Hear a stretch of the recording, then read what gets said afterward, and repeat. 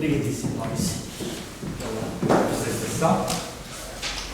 Bom, eu evidentemente tenho algumas dúvidas que eu espero que se vão dissipar no diálogo que nós vamos estabelecendo aqui, que é o de que, quer dizer, as dúvidas têm a ver com o facto de eu não saber exatamente qual é o vosso grau de iniciação nestas questões, isto é, tanto nas questões da estética como nas questões mais particulares deste autor.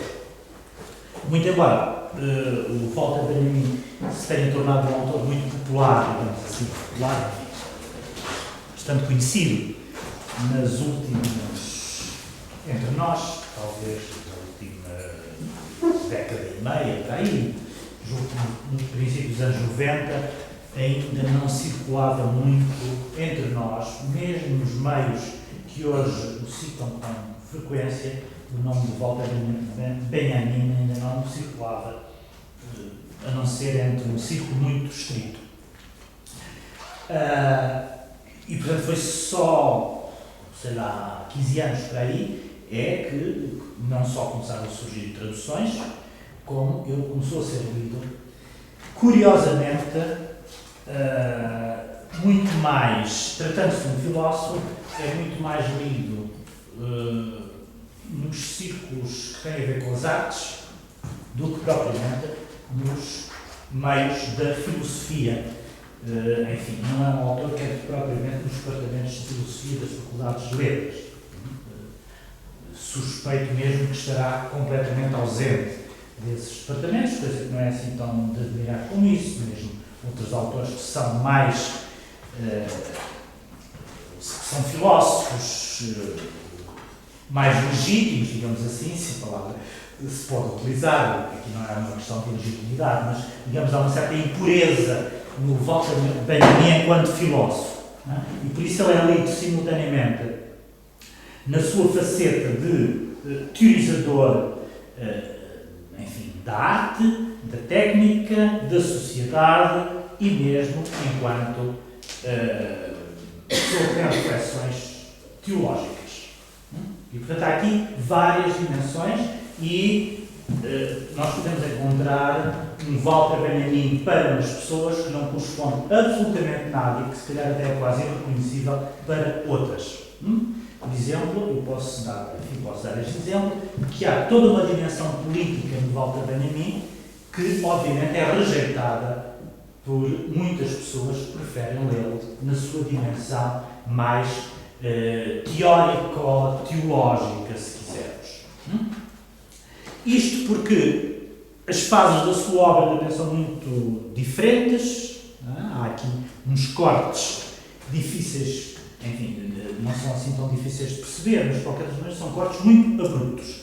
Geralmente costuma-se estabelecer em 1924 uma data limite a partir da qual a sua obra, digamos, sofre uma inflexão de ordem diferente. Ora, eu vou apenas aqui falar das questões estéticas e, portanto, do modo como Walter Benjamin introduziu, digamos assim, algumas categorias novas que têm sido importantíssimas para nós refletirmos sobre a arte moderna.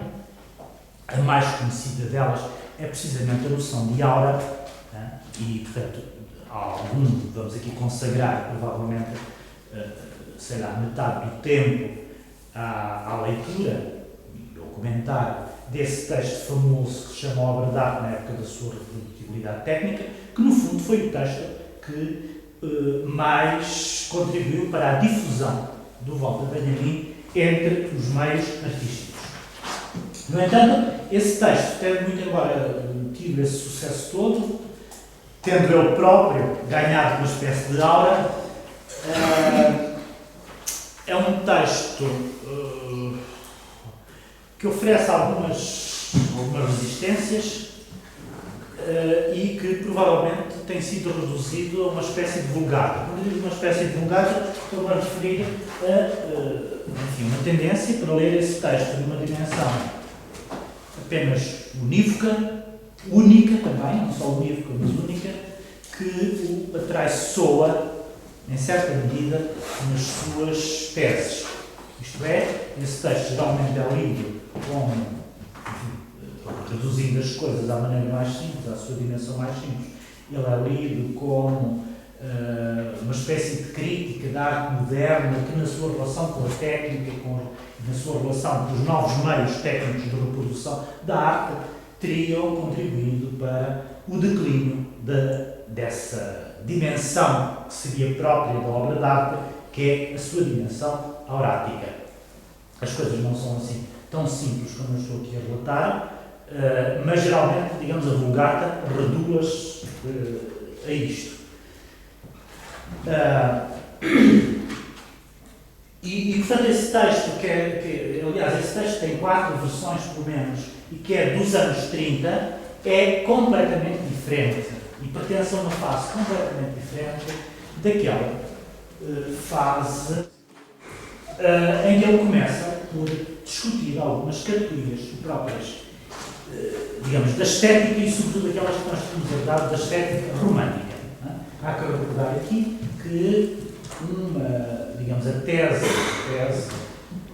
primeira dissertação do Walter Benjamin foi precisamente sobre o romantismo alemão.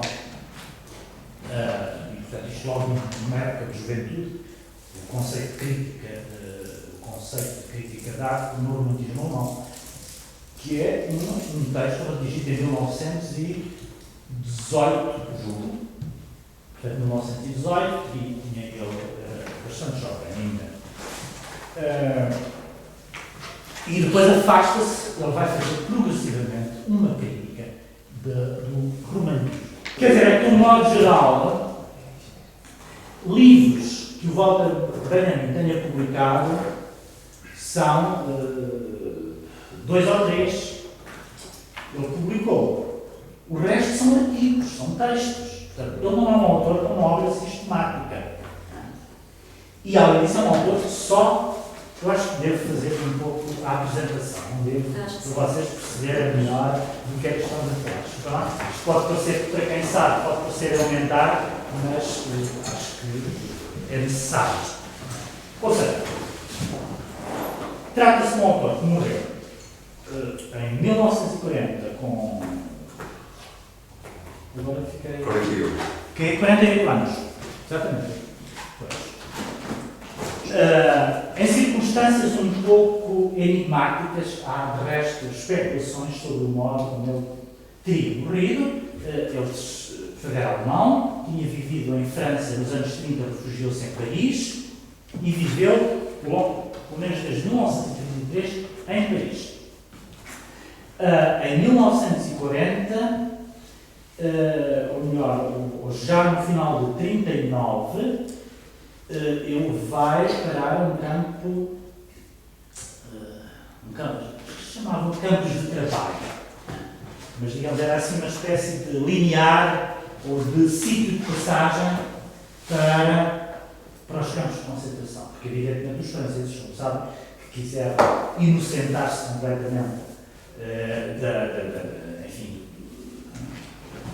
daquilo que foi a perseguição aos judeus e quiseram-se subtrair às suas responsabilidades na colaboração com o Hitler e com o nazismo, que é um facto, é que a história não foi exatamente assim. A França não só teve o seu repúblico Vichy, como de facto perseguiu os judeus e houve muitas deportações da França para a Alemanha. E, digamos, a partir de certa altura, o Walter Benjamin e alguns amigos, precisamente, que se tinham refugiado em França, começaram também a sofrer essas perseguições. E ele foi para um campo de trabalho, acho que eles lhe chamavam assim, mas era um sítio onde as pessoas eram colocadas coercivamente, mas aí conseguiu, através de uma pessoa amiga, em setembro de 1940, foi retirado, foi subtraído desse sítio, para fugir para os Estados Unidos, que era o lugar onde os judeus alemães estavam todos a fugir, fugiam à guerra, E, portanto, mais um grupo de pessoas fizeram uma longa caminhada que os obrigava a atravessar a fronteira espanhola para alcançarem Lisboa, para depois apanharem um barco para fugirem para os Estados Unidos. Este era o percurso típico dos judeus alemães. Passaram muitos por Lisboa. Aliás, uma amiga, do Walter Benjamin, que é um filósofo muito conhecido chamado Hannah Arendt, tem algumas cartas, alguns postais, que ela escreveu de um hotel em Lisboa. Aliás, tem mesmo um postal com uma imagem do hotel em Lisboa onde ela ficou. Hannah Arendt é uma figura muito importante da filosofia do século XX, foi aluna da ideia, e foi a ela que o Walter Benjamin entregou aquele que é o seu último texto, que é geralmente considerado um texto testamentário, que são as chamadas teses sobre a filosofia da história.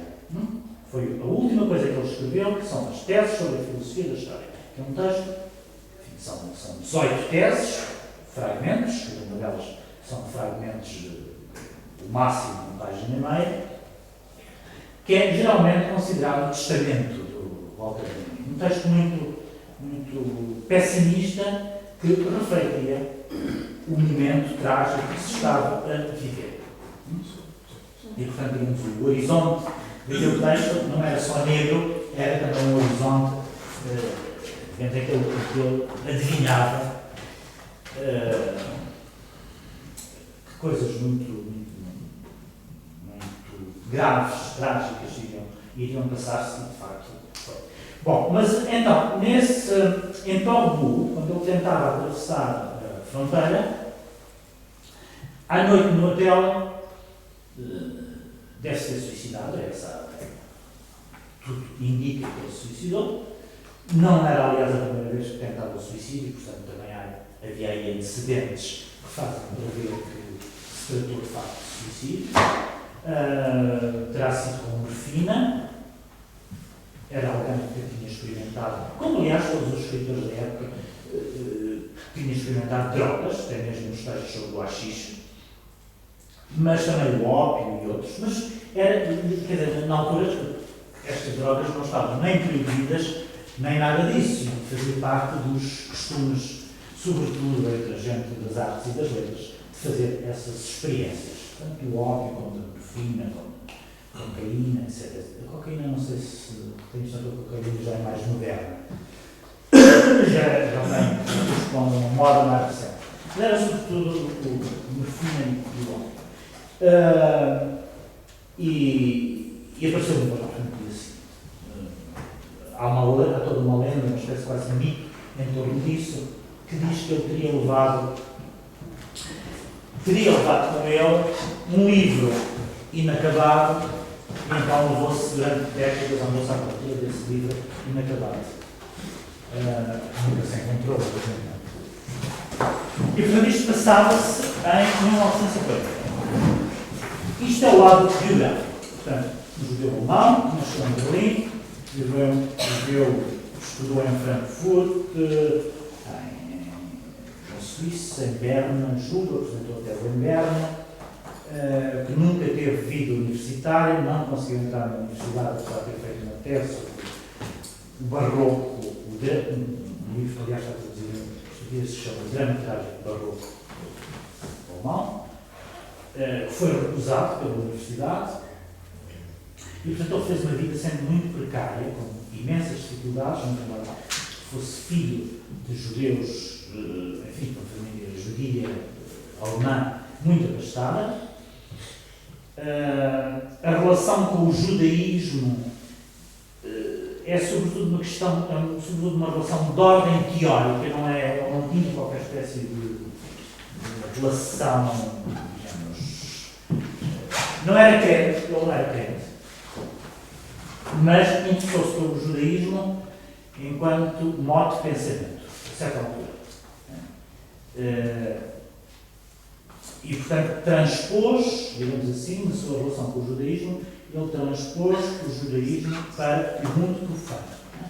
Digamos, e isso é muito claro em alguns textos, é como se ele encontrasse no mundo laico determinado tipo de, enfim, categorias políticas que vêm precisamente das categorias teológicas do judaísmo. E isso é muito claro, por exemplo, quando ele escreve sobre o marxismo. Porque a certa altura há uma fase marxista de Benjamin, que é um marxismo completamente heterodoxo, que não tem nada a ver com a dialética, pelo contrário, é crítico do pensamento dialético e que cruza, digamos assim, algumas das categorias marxistas adaptando-as, laicizando, digamos assim, categorias teológicas, como, por exemplo, a noção de messianismo. O messianismo é importantíssimo, como sabem, na mística judaica. O que o Walter Benjamin faz é retirar o marxismo, ou melhor, retirar o messianismo, ou melhor, transpor o messianismo da mística judaica para a ideia marxista de revolução. E aí há toda uma questão relacionada com a suspensão e a interrupção da história. Tal como o messianismo corresponde a uma interrupção da história, o Messias, quando o Messias chegar, obviamente a história interrompe-se e entra-se num novo momento da história, num novo período, a revolução também procede da mesma maneira. Por isso é que em Paris, em 1789, os revolucionários paravam, destruíam relógios todos na cidade. Era preciso que o tempo parasse e começasse a ser contado de novo. Uma nova contagem do tempo. Aqui, mas enquanto que a revolução implica de facto um momento de viragem facilmente perceptível, isto é, que não só que atinge toda a gente, mas que não é nada discreto, é exatamente o contrário disso, é um lado espetacular de qualquer espécie de revolução. O Messias do Benjamin era um Messias quase imperceptível. Ou seja, nós temos a ideia de que o messianismo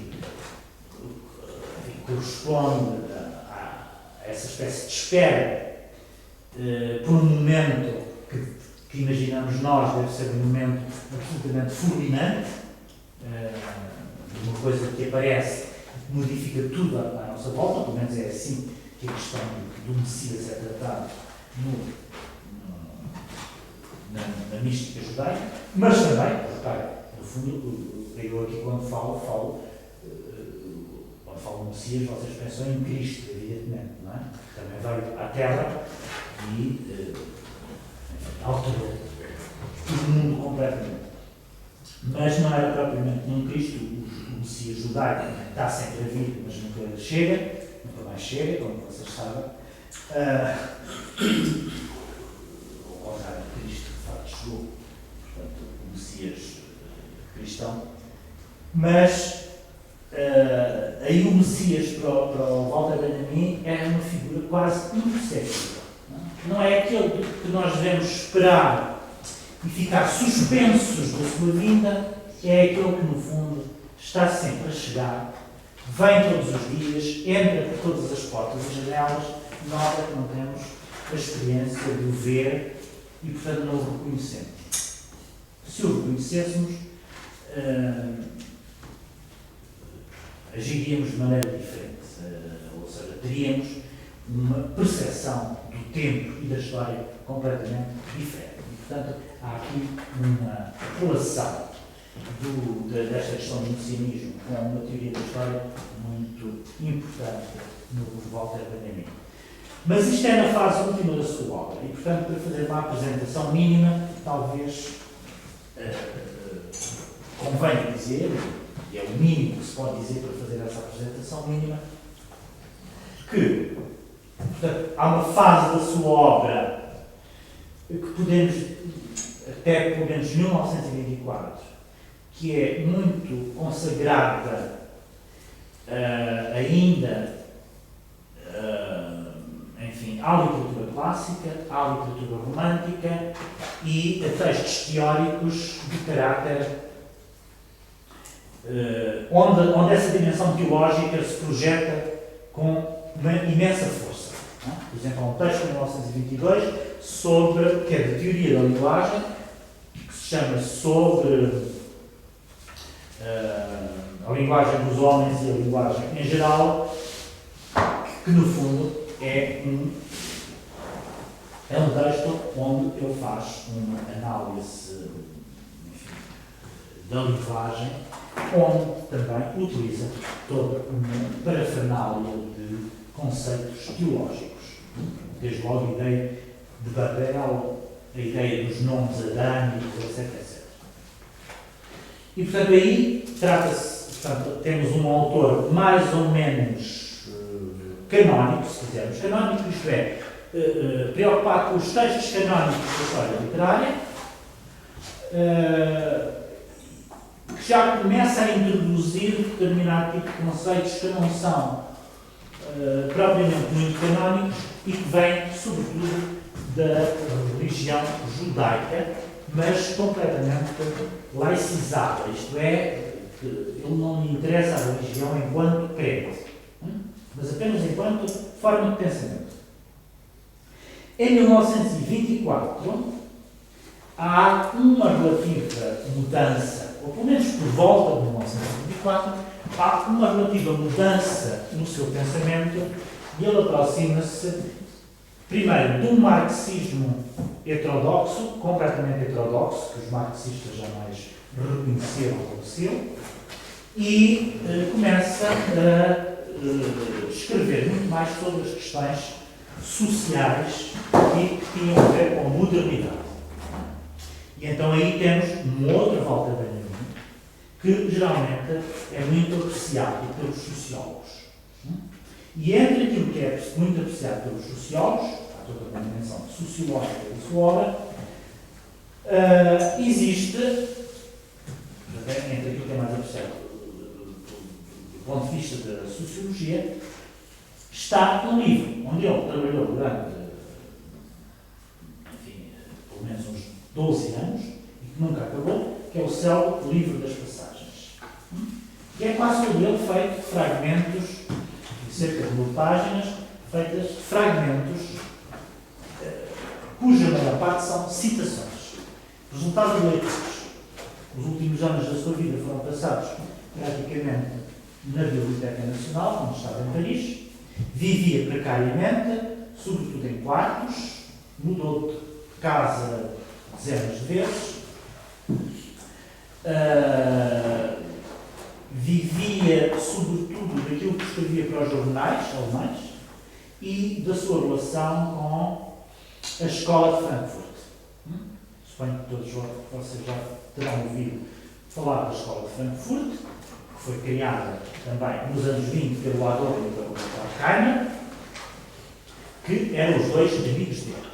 O Adorno era bastante amigo dele, ou tornou-se bastante amigo. Aliás, era a mulher do Adorno, até que era mais amiga de Walter Benjamin, e depois, por afinidades conjugais, o próprio Adorno tornou-se muito amigo dele e ajudou bastante, como toda aquela gente da Escola de Frankfurt. Como sabem, a Escola de Frankfurt teve que se exilar nos Estados Unidos nos anos 30, ou seja, eles fugiram todos para os Estados Unidos e continuaram aí a produzir a sua teoria para a famosa revista de investigação social, portanto, que deixou de estar sediada em Frankfurt e passou a estar sediada, não sei em que cidade dos Estados Unidos, mas onde vivia, por exemplo, o Adolfo e o Horkheimer.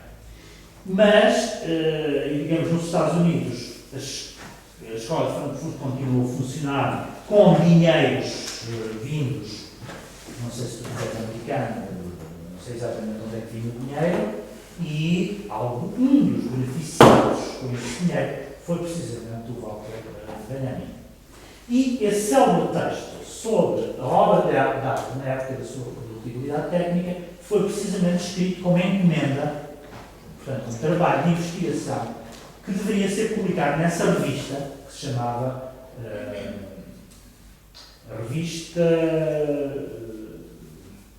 Zeitschrift für Soziale Forschung, revista de investigação social. Revista de investigação social. E esse texto, chamado Obra de Arte sobre Técnica, foi objeto de uma troca de correspondência bastante importante do ponto de vista teórico entre o Walter Benjamin e o Adorno, onde eles entram mais ou menos em polémica. Ou seja, há aí uma espécie de cisão. O Adorno não estava de acordo com as teses do Benjamin, ou pelo menos começou por não estar. E então, mas como o texto precisava de ser editado, portanto, numa revista que era da Escola de Frankfurt, o Walter Benjamin começou a modificar o texto à medida, digamos, daquilo que ele achava que era a vontade do próprio Adorno. E por isso é que existem várias versões desse texto. Portanto, digamos, é um texto que o Benjamin publicou e que se viu na contingência de o alterar em relação à primeira versão, e alterou bastante, porque o texto devia corresponder a uma encomenda. E essa encomenda, ainda por cima, vinha, digamos, de uma escola que tinha os seus princípios teóricos, que obviamente não admitia que alguém com princípios teóricos completamente diferentes pudesse introduzir ali os seus textos. Isto não é uma questão nem de censura, nem de como é que eu ia dizer, de recusa. Não devemos ver isso dessa maneira. Não, a escola tinha legitimamente os seus princípios teóricos, era fundada numa doutrina sociológica e, portanto, não tinha que admitir aquilo que pertencia a campos teóricos completamente diferentes. Aqui, neste caso, o que acontecia é que eles eram amigos, portanto, tornava a coisa um pouco mais difícil. E tornava ainda mais difícil porque o Walter Benjamin, naquele momento, vivia de maneira precária e precisava do dinheiro que a Escola de Frankfurt lhe dava, por aqueles textos. E, portanto, essa contingência em que ele se viu levou a modificar aquele texto várias vezes. Geralmente a versão que é publicada é a terceira, mas nota-se, lendo, comparando as várias versões, que de facto ele, quando chegou à terceira versão, já se tinha afastado bastante daquilo que eram as teses, algumas das teses da primeira versão. Ora, uma frase fundamental que aparece no final desse texto é qualquer coisa do género, vou citar de cor, provavelmente não vou citar bem. O fascismo luta consagra a esteticização da política, o comunismo é a politização da arte. Mais ou menos eles fazem aqui um quiasmo, o fascismo faz corresponder o fascismo à esteticização da política, o comunismo à politização da arte. É uma frase muito importante, geralmente citada muitas vezes, e uma frase que introduziu essa ideia da esteticização da política, que foi um princípio fundamental para se perceber aquilo que foram os regimes totalitários do século XX. Essa ideia da esteticização da política. De resto, nada ilustra melhor essa esteticização da política do que, por acaso, seria interessante procurar aqui se existe. Eu posso te ajudar, então. Vocês já ouviram falar da Leni Riefenstahl? Não? Cineasta, fotógrafa, tornou-se fotógrafa, depois já muito velha, mas era sobretudo cineasta, foi a cineasta do Hitler, e que fez um filme muito famoso, chamado O Triunfo da Vontade. Ora, vê lá se aparece aí. Algum excerto do YouTube.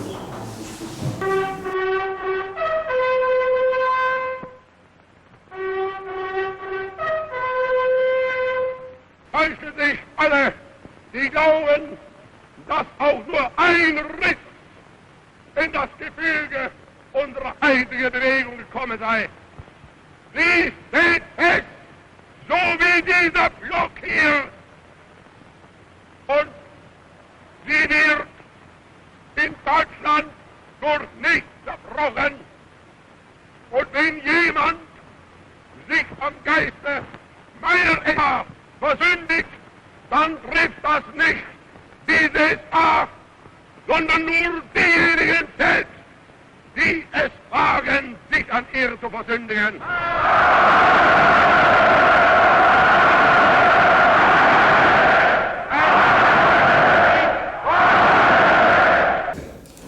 Portanto, eu mostrei-vos este excerto deste filme, que é o exemplo realmente mais eloquente daquilo que foi essa questão muito benjaminiana e que, de facto, ele utilizou com grande lucidez e até, no momento onde isso não era assim tão evidente, dizia respeito à estetização da política. E, evidentemente, o Walter Benjamin nunca viu este filme, sim, nunca poderá ter visto. Isto foi o Congresso de Nuremberg em 1933. Sim. 33. E o que aconteceu foi o seguinte: quando nós vemos este filme, isto é uma coisa descoberta relativamente recentemente. Riefenstahl sempre recusou até o fim da vida que tivesse sido uma cineasta do terceiro Reich. Isso não tinha nada a ver com isso, limitou-se a fazer o filme, ela era artista e estava sob o efeito da política. Isto era a versão dela. E sustentou isto até ao fim da sua vida e ela morreu com 100 e tal anos. Portanto, ela foi bastante obstinada a desmentir qualquer espécie de relação com o terceiro Reich. No entanto, digamos, este filme define toda uma estética, que é a estética da propaganda para o apoio de regimes totalitários. É um filme que qualquer pessoa perceberá que ele tem efeitos muito pregnantes, é um filme que tem eficácia nesse sentido, que de um certo ponto de vista é kitsch, digo é kitsch, mas um kitsch consciente de si mesmo e que produz efeitos, porque de facto a estética política geralmente é kitsch. Este filme não escapa a isso, evidentemente. Mas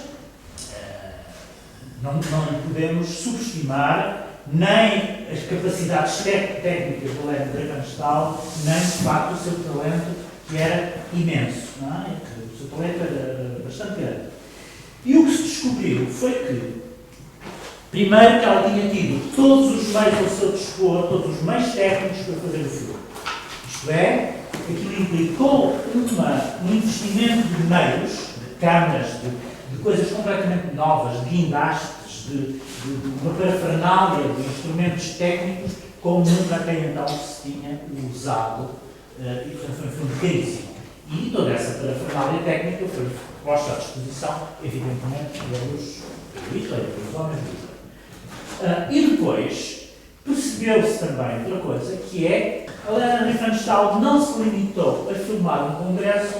O congresso foi programado e encenado para resultar no filme da Helena Riefenstahl. Ou seja, toda esta parada militar, todos aqueles militares tinham sido escolhidos para serem figurantes de um filme que eles desconheciam absolutamente. Portanto, eles eram figurantes involuntários. E por isso é que começaram a ser escolhidos logo pela aparência física. Como vem, jamais a câmara se incide sobre uma figura humana que não seja de um indivíduo, enfim, um soldado musculado, alto, louro. Não dá para perceber se tem olhos azuis ou não, certamente que tinha, e portanto toda a questão da raça ariana está bem patente neste filme. E, portanto, o filme tornou-se emblemático exatamente por isto, tornou-se, portanto, por causa deste problema, desta contingência e dos meios que foram utilizados e, sobretudo, da mentira que está por trás dele. A mentira consiste precisamente em ele não filmou um congresso que existiria independentemente, autonomamente do filme. O próprio congresso em si era uma encenação para ser filmada. Portanto, toda a questão que o Benjamin teoriza sobre a esteticização da política pode ser bem ilustrada, não só através deste filme, como de outros filmes que se fizeram na época. Um dos quais, aliás, eu estava ali a ver, que num filme de propaganda aparece ao lado deste, quando eu pedi Lerner Riefenstahl, aparece também um filme de um outro alemão, que fez um filme chamado O Doce Judeu, dela, Süß-Jude, que se chama... Já agora tenho interesse em ver, desculpa lá. Vai, Carla. Bom, eu queria só falar neste realizador pelo seguinte, porque, digamos, há uma ramificação, a certa altura isto tem a ver também, aqui uma história curiosa. Não sei se vocês souberam, ouviram, não sei se colocaram na ideia, um filme, um documentário que se chamava Linha Vermelha, que era um documentário sobre deixa-me ver se... que em 1975 houve uma idade perto de Lisboa, mas já no Ribatejo, Alenquer, tem noção, um sítio desses, que foi ocupado pelos trabalhadores. Nunca ouviram falar. Isso deu origem a um filme, a um documentário chamado Linha Vermelha,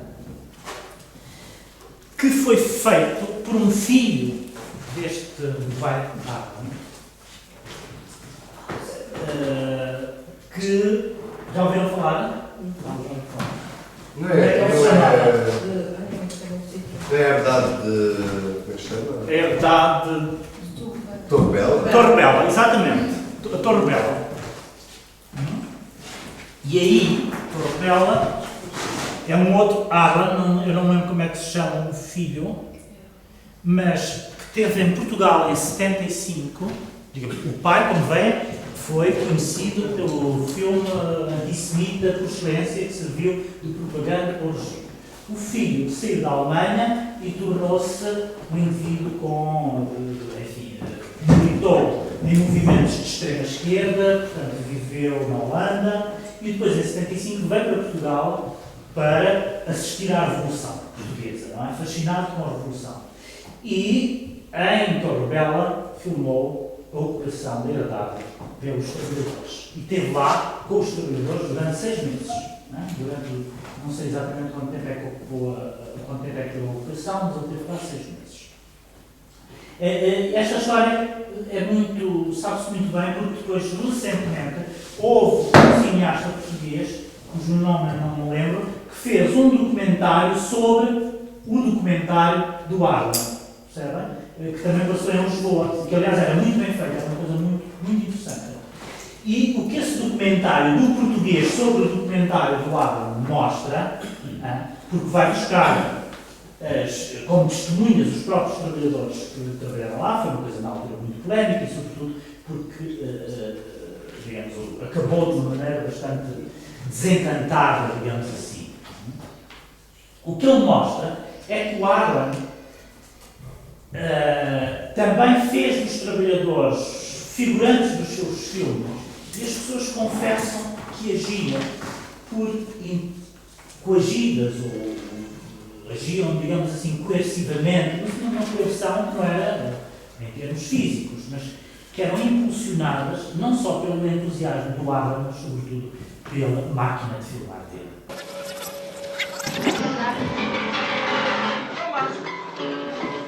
charuto. O Thomas necessitava de conflito e necessitava de dramatismo que justificasse uma peça cinematográfica. Quando os acontecimentos não correspondiam minimamente àquilo que ele achava que ficava bem na imagem, ele organizava-os. Ora, portanto, vamos entrar. Pronto, E vamos entrar entrar. mesmo agora. Vamos entrar. Hã? Vamos entrar agora? Ou seja, ele no fundo dirigia as pessoas com a máquina de filmar. E as pessoas confessam, 20, não sei, 30 anos depois, 30 anos depois, 40, que de facto aquela operação não teria existido, ou melhor, não teria sucedido da mesma maneira se não estivesse lá aquele alemão a filmar toda a operação e não tivesse permanecido. Digamos, aqui é curioso porque, digamos, de um outro, pertencendo muito embora a um outro aspecto político oposto, a estética acaba por ser também, em termos políticos, determinante e digamos, a vontade de esteticização também aí se pode ver exatamente da mesma maneira. Não exatamente da mesma maneira, quer dizer, o resultado não é o mesmo. O resultado está longe de ser o mesmo. Mas há uma vontade de interferir na realidade a partir da obra de arte. Essa vontade de interferir na realidade, moldá-la, de tornar a arte performativa no sentido em que realiza ela própria uma ação. E aqui, no caso da Lénia Riefenstahl, bom, não era outra coisa senão isso que estava em causa. Tratava-se de fazer um filme de propaganda, que depois foi muito difundido, tal como a filmagem dos Jogos Olímpicos em 1936, quando os Jogos Olímpicos de Berlim são em 1936 e a cineasta oficial dos Jogos Olímpicos em Berlim era precisamente a Lénia Riefenstahl. E ela faz exatamente o mesmo em Berlim, com os atletas, que tinha feito com os soldados. Aliás, os atletas, em certos momentos, parecem também os próprios soldados. São figuras absolutamente apolíneas, todas elas. Parecem, aí nos Jogos Olímpicos é muito nítido que há toda uma estética que vem do fascínio pela arte grega, e sobretudo pela escultura grega, uma certa ideia da harmonia dos corpos, de beleza, que é aquela que nos chega, digamos, da arte apolínea grega, e ela reproduz isso com os meios técnicos que tem à sua disposição. É só por curiosidade, não vamos aqui, nós não devemos falar de Walter Benjamin ou da Lénia Riefenstahl, mas aqui tornou-se pertinente falar disso. Esta senhora, que depois, já nos anos 70, quando começa a ter problemas, enfim, ela é julgada, ela chegou a ser julgada, mas não teve, enfim, conseguiu livrar-se da acusação de cumplicidade com o regime, ela defendeu-se bem, e depois, nos anos 70, ela foi para a África, já tinha quase 80 anos, quando já tinha 80 anos, quando ela foi para a África foi antes, quando já tinha 80 anos, tornou-se nadadora subaquática, fazia fotografias. E antes, ela foi para a África, para uma zona, alguns perto do Senegal, onde filmou uma tribo africana, ainda em estado muito primitivo, como se diz, ou melhor, como já não se diz hoje, eu digo como se diz, mas como já não se diz, os antropólogos recusam falar desta maneira, e ela filma aqueles negros todos. É curioso isso, como é que alguém que antes só filmava os arianos, de repente, mas enfim, foi alguns anos depois, ela estava a filmar negros. Parecia ela que se queria redimir dos seus pecados de juventude. No entanto, percebe-se perfeitamente, e há um texto da Suzanne Sontag, que é a senhora americana que escreveu sobre fotografia, que tem um texto sobre a Lénia Riefenstahl, sobre isto, precisamente sobre essas fotografias dos negros, onde ela mostra muito bem que, no fundo, O que a Helena Riefenstahl foi fazer à África, perto do Senegal, foi redescobrir uma raça negra ariana. Ariana, entre aspas, não é? Novamente, os corpos apolíneos, uma espécie de casta superior, de raça superior, não tinha nada a ver com a ideia que nós temos. Quer dizer, não tinha nada a ver com os negros reais. Aquilo era os negros como semideuses. E ela parecia que se tinha querido redimir, afinal, em termos estéticos, parece que o seu percurso permaneceu muito coerente.